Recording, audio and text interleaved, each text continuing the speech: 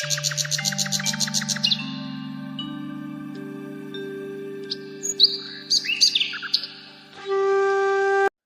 भाइयों, इस समय फरवरी का महीना चल रहा है और गेहूं की फसल बहुत सी जगह तैयार है, बहुत सी जगह अभी छोटी छोटी है। ये प्रोसेस चल रहा है। तो किसान साथियों, इस समय हमें कौन कौन सी सावधानियां रखनी चाहिए, ये हम आपको हमारे चैनल के माध्यम से बताएंगे। मैं गजेंद्र। नमस्कार किसान भाइयों, और आप देख रहे हैं देश का सबसे विश्वसनीय चैनल काना फार्मिंग। और किसान भाइयों, इस वीडियो को शेयर करना ना भूलें। अगर ये वीडियो किसान भाइयों तक पहुंचेगी तो वो भी एक अच्छा उत्पादन लेने में सक्षम होंगे। किसान भाइयों, इधर जो वैरायटी लगी हुई है वो श्री राम की 303 वैरायटी लगी हुई है। और इधर जो आप देख रहे होंगे ये जो वैरायटी है वो राज 4037 वैरायटी लगी हुई है। किसान साथियों, इस समय इसमें बाली निकल के कंप्लीट है। और ये जो श्री राम की वैरायटी लगी हुई है इसमें बालियां भी 50% निकल चुकी है, कुछ में निकल रही है। किसान भाइयों, इस समय ये जो बढ़ता हुआ तापमान है ये किसानों के सामने एक बहुत बड़ी समस्या पैदा कर देता है। अगर ये तापमान अगर ऐसे ही बढ़ता रहा तो उत्पादन पर बहुत ही गहरा प्रभाव पड़ता है। किसान भाइयों, अगर किसान अपनी सूझबूझ से अपने खेत में और इस तापमान को कम कर लेता है तो एक अच्छी पैदावार होती है। तो किसान साथियों, तापमान कम करने के लिए किसान को ऐसे क्या उपाय करने चाहिए जिससे खेत का जो टेम्परेचर है वो नॉर्मल टेम्परेचर से 3 से 4 डिग्री कम रहे। तो इसको कम करने के लिए किसान को सिंचाई का समय समय पर ध्यान रखना है। और सिंचाई का जो गैप है वो कम, जल्दी जल्दी सिंचाई करनी है जिससे खेत का जो तापमान है वो कम रहेगा। आप फ्लड इरिगेशन या फिर स्प्रिंकलर किसी भी माध्यम से पानी दे सकते हो। अगर किसान स्प्रिंकलर से पानी देता है तो उससे तापमान में जो कमी है वो 4 से 5% के लगभग कमी आ जाती है। और जो बालियां हैं उन पे अगर पानी स्प्रिंकलर के जरिए पड़ता है तो जो पौधा है वो एक नॉर्मल टेम्परेचर में रहता है। रही फ्लड इरिगेशन की बात, तो हाँ, ये कहना तो ठीक है कि हाँ टेम्परेचर तो कम होता है, लेकिन उसमें किसान को एक आर्थिक बोझ आर्थिक बोझ का मतलब ये हुआ, आप जिस भी माध्यम से पानी देते हो, ट्यूबवेल हो या फिर समर्सिबल पंप हो, तो उसका जो खर्चा है वो थोड़ा बढ़ जाता है। तो किसान भाइयों, इस समय पानी देने पर मुख्य बातें ये हैं कि एक तो फसल ना गिरनी चाहिए। अगर फसल गिरती है तो किसान को ये मान लो कम से कम 20 से 30% की कमी आ जाती है। तो किसान भाइयों, अगर कोशिश करें तो रात के समय अगर किसान पानी देगा तो आंधियां भी कम चलेंगी, जिससे फसल गिरेगी नहीं।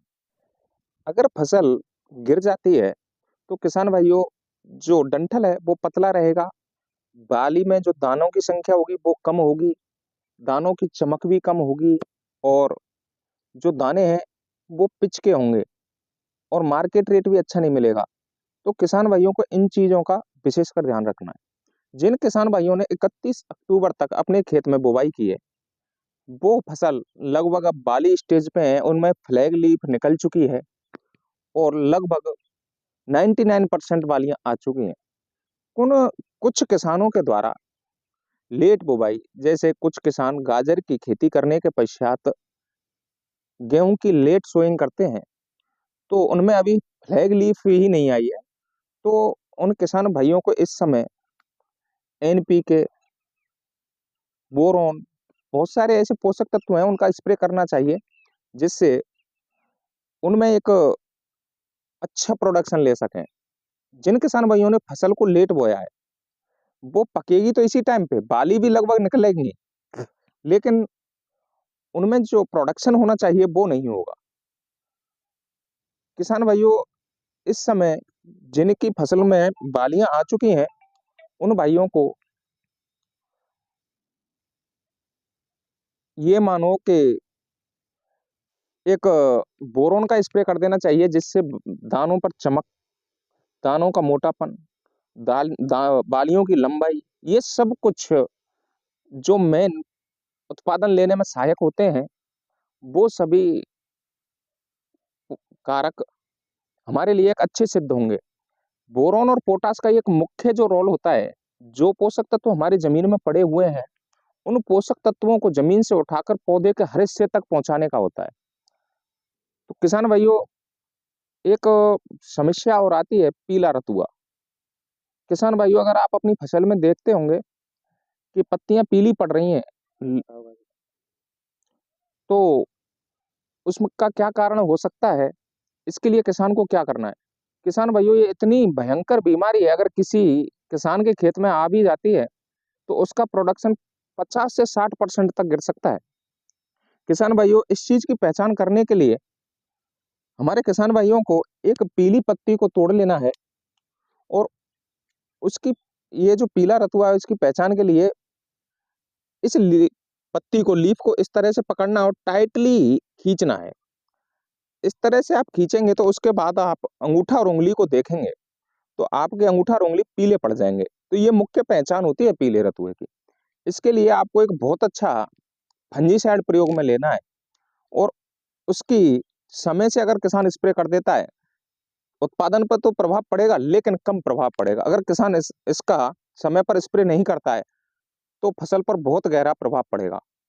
किसान साथियों, जो मैंने आपको एक बीमारी बताई थी, पीला रतुआ, इसके लिए किसान भाइयों को टेबुकोनाजोल एक फंजीसाइड आता है, जो बहुत ही अच्छा फंजीसाइड है।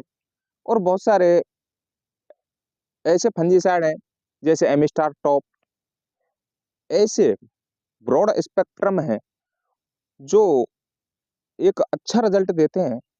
उनका स्प्रे करके किसान भाई इस फसल में पीले रतुओं को कंट्रोल में ले सकता है। आप किसान भाइयों, आप ये जो फील्ड देख रहे होंगे, इसमें किसान के द्वारा खरपतवार नियंत्रण नहीं किया गया है। तो किसान भाइयों, अगर किसान खरपतवार नियंत्रण नहीं करता है तो फसल पर एक गहरा प्रभाव पड़ता है। आप देख रहे होंगे कि जितनी बड़ी किसान की फसल है, उसी के साथ साथ खरपतवार भी उतना ही बड़ा हो रहा है। और आप देख रहे होंगे कि इस किसान के द्वारा गेहूं के साथ सरसों की फसल भी साथ में ले रहा है। तो किसान भाइयों, ये एक सबसे बड़ी सोचने वाली बात है कि किसान इससे कितना उत्पादन ले सकता है। लेकिन दूसरी तरफ किसान ये नहीं सोचता कि इससे हमारी जो दूसरी फसल है, उस पर कितना गहरा प्रभाव पड़ेगा, क्योंकि सरसों की फसल पर इस समय माहू का बहुत अधिक प्रकोप है। किसान साथियों, अगर इसी तरह इस पर माहू का प्रकोप रहा तो इससे बहुत सारे इंसेक्ट ऐसे होते हैं जो अट्रैक्टिव होते हैं और हमारी दूसरी फसल को भी नुकसान पहुंचाते हैं। जो किसान भाई ये जो खरपतवार उग रहा है, इसका केमिकल कंट्रोल करते हैं तो उससे भी इसका बहुत ही अच्छा कंट्रोल हो जाता है। और ये जो किसान है, इन्होंने इसको छटकवा विधि से बोया हुआ है। तो किसान भाइयों, किसान एक अच्छा प्रोडक्शन लेने के लिए अपने खेत में बहुत सारे उपाय करेगा, तब जाके एक अच्छा प्रोडक्शन हो पाता है। जैसे खरपतवार नियंत्रण है, अन्य फसलों का ना होना, समय समय पर रोग एवं कीट व्याधियों का समय पर उपचार करना, और समय समय पर सिंचाई। महत्वपूर्ण जो बातें हैं उनमें सिंचाई और समय पर बुवाई। किसान अगर इनको समय पर करता है तो एक अच्छा उत्पादन ले सकता है। और इस तरह से अगर किसान हमारे द्वारा बताए हुए समय पर बुवाई करता है, खरपतवार नियंत्रण करता है और समय समय पर सिंचाई करता है, तो मेरा मानना यह है किसान साथियों कि बहुत ही अच्छा उत्पादन ले सकता है। जिन किसान भाइयों ने फसल को लेट बोया था, उन किसान भाइयों को इस समय सिंचाई बहुत ही जल्दी जल्दी कर देनी चाहिए, जिससे फसल की जो वेजिटेटिव ग्रोथ है, वेजिटेटिव ग्रोथ से कहने का मतलब ये होता है कि जो डंठल है, लीफ है, फ्लैग लीफ है, ये बहुत ही जल्दी ग्रो करेंगे और बहुत ही जल्दी फसल बड़ी हो जाएगी। अगर किसान समय पर पानी नहीं देगा तो वो फसल बौनी होगी, बालियों की लंबाई कम होगी, दानों की संख्या कम होगी, और एक उत्पादन पर बहुत गहरा प्रभाव पड़ता है। जो किसान भाई ये जो गेहूं की फसल है, अगर समय समय पर इसका ख्याल रखता है, तो मेरा मानना यह है कि उस फील्ड में लगभग 10 से 12 क्विंटल का उत्पादन बढ़ सकता है। तो किसान साथियों, इस फसल को रख रखाव करने के लिए किसान को समय पर स्प्रे, दूसरा समय पर पानी, तीसरा, समय पर रोगों की पहचान होना अति आवश्यक है। तो किसान भाइयों, ये जो हमारी वैरायटियां लगी हुई हैं, इनमें कैसा प्रोडक्शन होता है, क्या मार्केट रेट रहते हैं और मार्केट में क्या डिमांड रहती है, इसकी जो वीडियो है वो हम आपको नेक्स्ट वीडियो में बताएंगे। किसान साथियों, ये जो 4037 वैरायटी है, मुख्यतः किसान इसको कम एरिया में बोता है क्योंकि इसकी जो रोटियां होती हैं वो मुलायम और स्वादिष्ट भी होती हैं। अगर इनको बना के सुबह रख दिया जाए तो शाम तक मुलायम ही बनी रहती हैं। तो किसान साथियों, मेरा जो खुद का अनुभव है वो ये है कि आप इस वैरायटी को लगाते हो तो एक पर्सनली पर्पज के लिए लगाएं, सिर्फ घर में खाना बनाने के लिए। आप अगर मार्केट के लिए लगाते हो तो किसान साथियों, एक बहुत सारी वैरायटी है मार्केट में ऐसी अवेलेबल हैं जो एक अच्छा उत्पादन देती हैं। किसान भाइयों, ऐसी ही इंफॉर्मेटिव वीडियो देखने के लिए हमारे चैनल काना फार्मिंग को सब्सक्राइब करें। और किसान भाइयों, अगर वीडियो अच्छी लगे तो लाइक, शेयर और कमेंट करना ना भूलें। धन्यवाद।